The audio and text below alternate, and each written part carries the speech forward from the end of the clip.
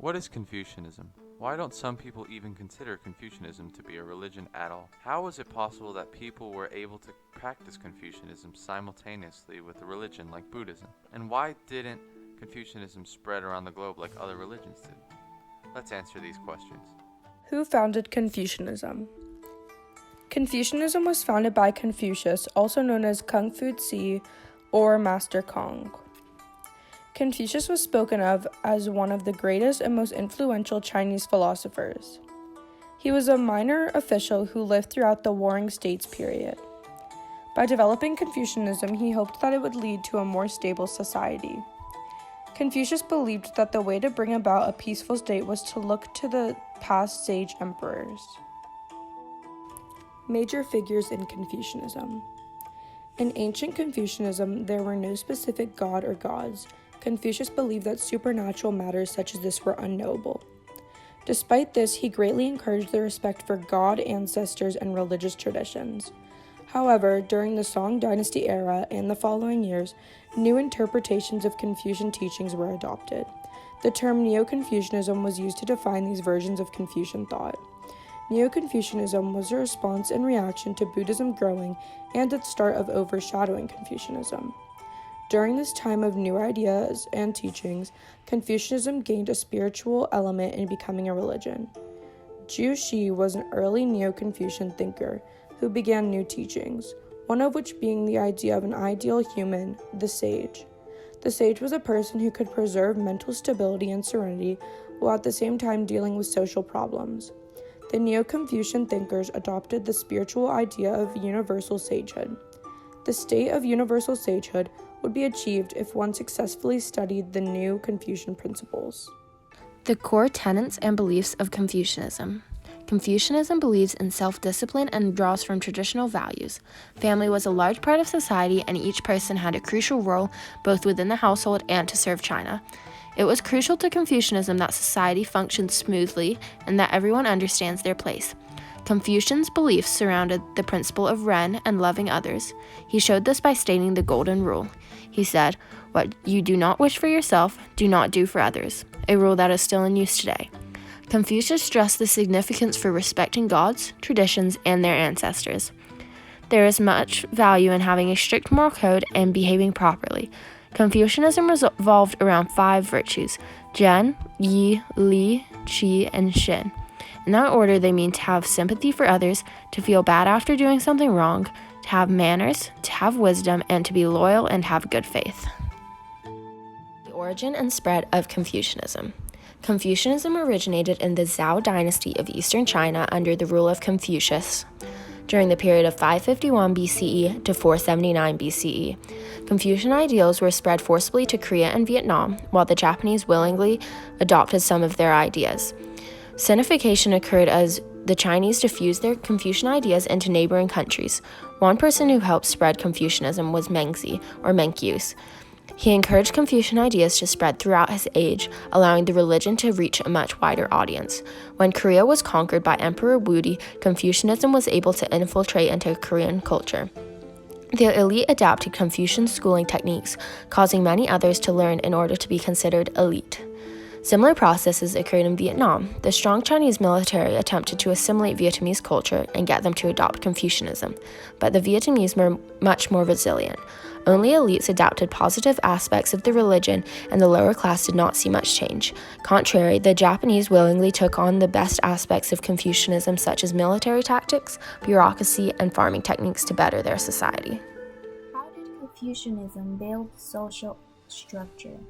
Well, to start off, Confucianism is credited with making Chinese societies fiercely patriarchal and defining its social structure, starting off with scholar bureaucrats, also known as the founders and the leaders of this belief. Therefore, they were at the top. They were also believed to have all the knowledge and the wisdom to maintain social order. This was then followed by farmers, because they produced all the necessary goods, which then they gave to the people and sold in the market. And number 3 were artisans and merchants.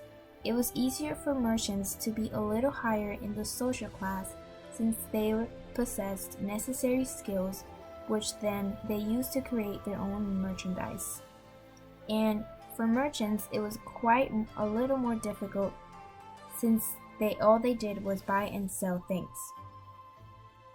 Bureaucrats were admired in Confucianist societies. Since they were based on wisdom and kindness, everybody looked at them with gratitude and respect. They also introduced to their people the 5 relationships of Confucianism, which consisted of father-child, ruler-subject, husband-wife, elder brother to younger brother, and friend to friend. Their beliefs were based on human behavior more than anything. Thus, they were very organized and lived peaceful societies.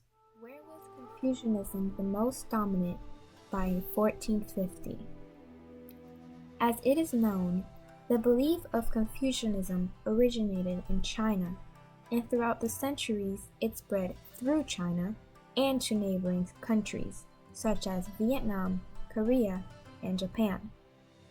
Confucianism spread very rapidly due to the popularity and power of China, as well as Confucius, who was the founder of this belief. Neighboring countries and even the people in China would be influenced by the leaders of the Chinese Empire, which is why mostly everyone with close proximity to China would have adopted this belief by this time period. Therefore, most of the influence of Confucianism remained dominant in East Asia.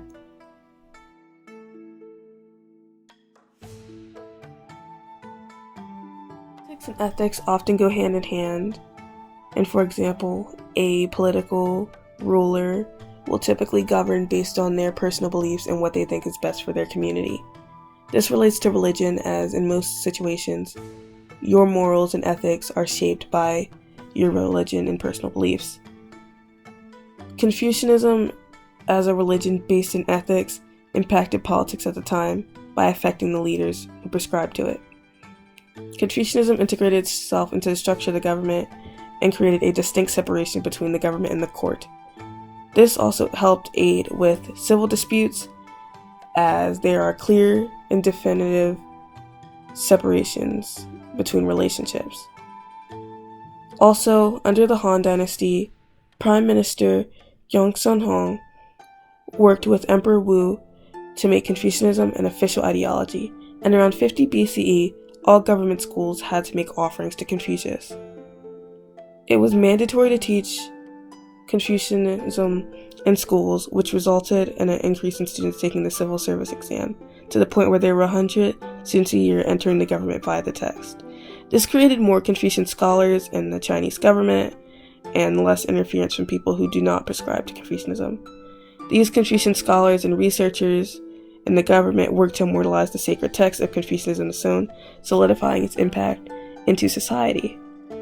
During the Tang Dynasty, the government sponsored an officially canonized version of the Confucian text called The Correct Meaning of the 5 Classics. Also, because Confucianism is a religion that is heavily based in the general goodness of man, there is a heavy emphasis on personal morality rather than a strict enforcement of discipline by the central government.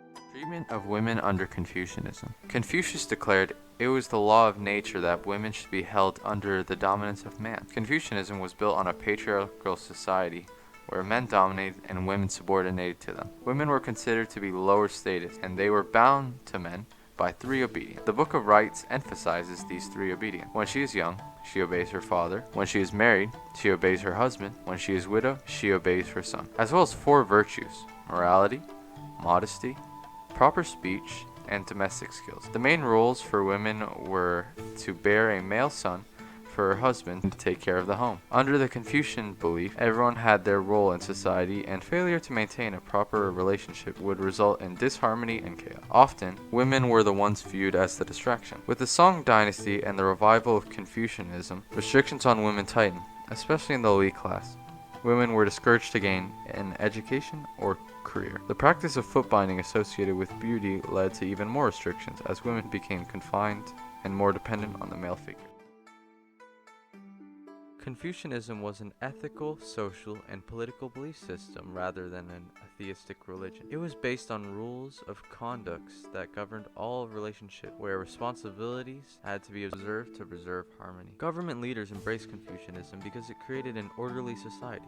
However, Confucianism didn't spread around the world because it evolved only within the context of Chinese culture.